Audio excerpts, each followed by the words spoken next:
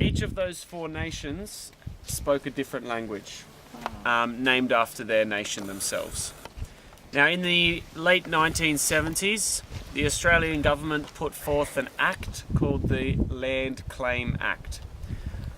What that meant was that if a group of Aboriginal people provided enough proof that they were the traditional inhabitants of an area of Australia, they could put that proof forward to the Australian government, and if it was accepted, then they would have that land handed back to them, and they would be recognised as the traditional owners of that part of Australia.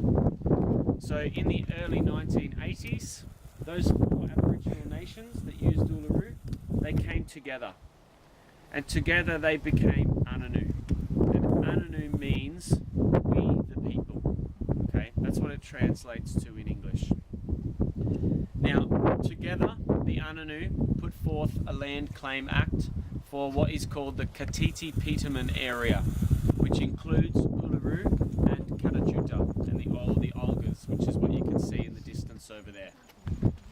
So they put forth that land claim and they had it accepted. And then the Uluru and Katajuta and the Katiti Peterman area, that was handed back to the Ananu on the 26th of October 1985.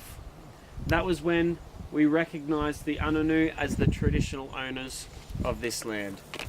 Now today, the most common language spoken among Ananu is Pitjantjatjara. Okay, so the language that your Aboriginal guide will be speaking in today is Pitjantjatjara. The language on all of the signs surrounding Uluru and Katajuta and all of the words that I will be teaching you over the next 2 days will be Pitjantjatjara language. Okay, just so that you know.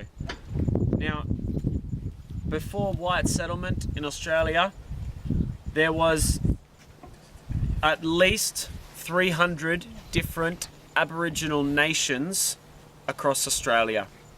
And each of those nations spoke a different language or had a distinct language. Now, distinct in our definition of it is, for example, the difference between Spanish and Italian.